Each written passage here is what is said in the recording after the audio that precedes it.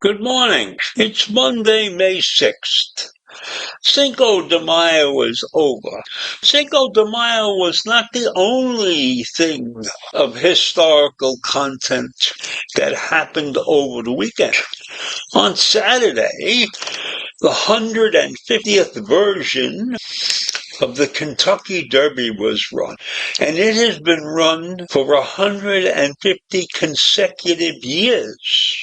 So as far as I know, that is the longest running streak of any event in the world, I think. It's amazing that it has continued for 150 years. And this particular race, was extremely close. The winning horse won by a nose and a quarter. The winning horse was Mystic Dan. He was an 18-1 shot. It's very rare that a horse at that odds wins the race. And he edged out Sierra Leone and Forever Young in a dramatic 3-horse photo finish. And if you saw the pictures of the noses of these horses, no more than a couple of inches apart, was a spectacular finish. There have only been 10 other finishes where the winning horse finished a nose ahead. And when you see that photo, you can see how close the nose was to the other horses. But in those other 9 attempts, it was a 2-headed finish, not a 3-headed finish like this one. So this one will go down in history as the closest 3-horse finish in 150 years of the race. Amazing. In fact, in 1947, there was a 3-horse photo finish very similar to this one. And Jet Pilot finished in that race ahead of Phalanx. And a little bit further back was a horse called Thoughtless. So this is a historical race, and we must appreciate that this race has been going on for 150 consecutive years, and only 10 times in that stretch has there been a finish like this. So you can never tell in horse racing at the quality of the horses.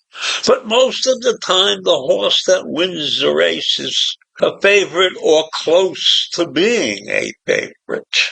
So an 18-1 shot is a little bit more than being a favorite.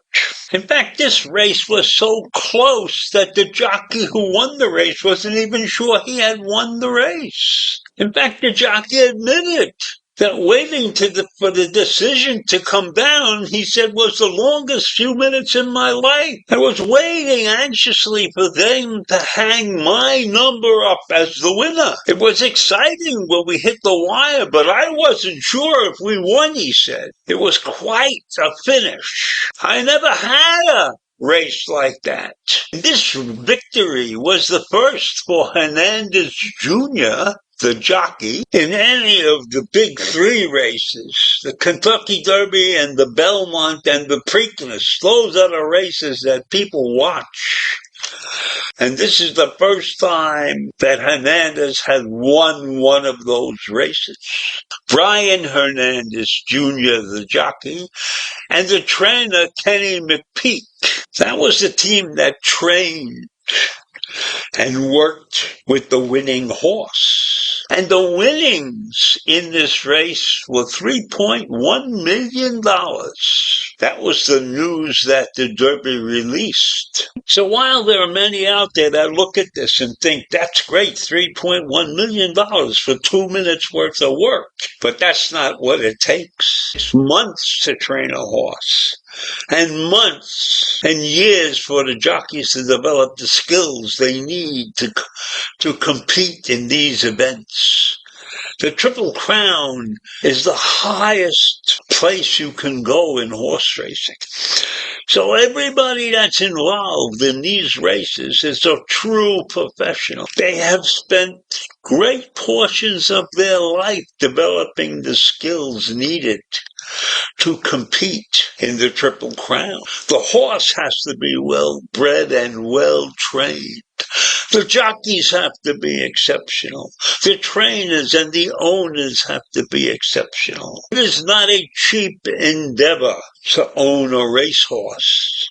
There's the feeding and the taking care of these horses and the veterinarian fees. So this is just like not a shot in the dark and you end up being a multimillionaire. I'm sure that the $3 million purse will be put to good use, but that doesn't make them very wealthy. And I don't know who owns this horse or whether he owns several horses like this. But being a horse owner is not a cheap proposition. But racing, horse racing, is a wonderful endeavor to watch. And occasionally you can bet on a horse or two. I didn't get around to doing that this year. I have bet on the Derby several times in my career, and I can honestly say I think I won once. But horse racing is something very beautiful to watch. It's very exciting to see them coming down the stretch flying. And it's over in 2 minutes, but they're an enjoyable 2 minutes. So if you get a chance, the Belmont is coming up soon.